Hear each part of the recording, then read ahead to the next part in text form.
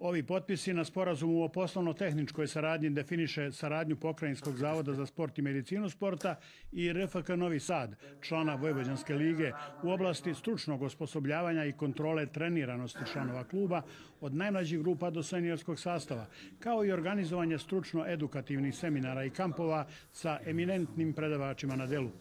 Sporazum su potpisali direktor zavoda dr. Danijel Župić i sekretar popularnih kanarinaca sa Detelinare Čedomir Kopčanski.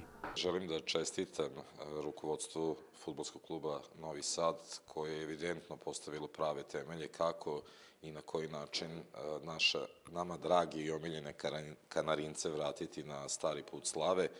Danas smo potpisali ugovor o poslovno-tehničkoj saradnji sa fudbalskim klubom Novi Sad, gde je Pokrajinski zavod za sport i medicinu sporta će dati maksimalan doprinos u razvoju dece, sporta, njihovim edukacijama, pregledima, oporavcima, kao i našem terapeutskom bloku na koji smo ponosni.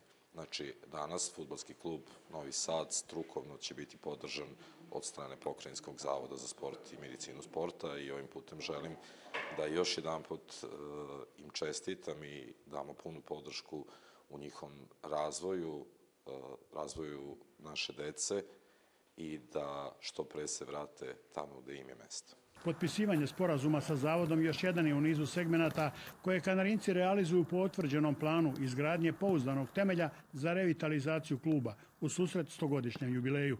Njegovom potpisivanju prethodilo je obnavljanje upravne zgrade na stadionu, početak radova na sanaciji terena i tribina, postavljanje veštačke trave na malom terenu koji strpljivo očekuje krov za potrebe treninga u zimskim uslovima. Uprava je postavila visoke ciljeve u narednom periodu, s tim u vezi je i ta saradnja sa Zavodom za sportsku medicinu, gde naši igrači idu na testiranja, idu na lekarske preglede, posle toga u slučaju neke povrede idu na oporavak tu, tako smo mi zaokružili cijelu priču oko nege i oporavka igrača.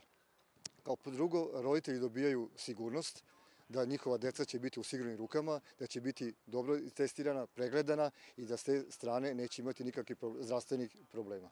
Brige roditeljske zasnovane na vestima o stradanjima mladih igrača na treninzima i za vreme utakmica u znatnoj meri potisnute su mogućnostima koje sporazum garantuje.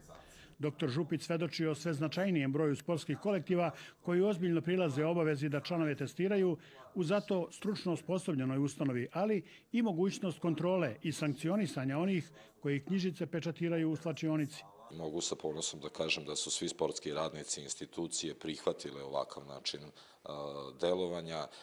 Ono što mogu da kažem, Pokrajinski zavod za sport ima jednu od svojih zadataka koja je poverena od strane Vlade autonomne pokrajine, to je upravo nadzor nad tim strukovnim radom u svim sportskim klubovima, što mi izvršavamo iz godine u godinu i stvarno smo na terenu. U principu, da kažem, u jednoj godini obiđemo preko 100-200 klubova. Na kraju dodajmo, medicinski tim Pokrajinskog zavoda za sport i medicinu sporta sve vreme virusne pandemije nije prestajao sa medicinskim pregledima sportista svih uzrasta. Svesni značaja sporta za zdravlje, pružili su punu podršku sportistima da nastave sa treninzima i sa takmičenjima.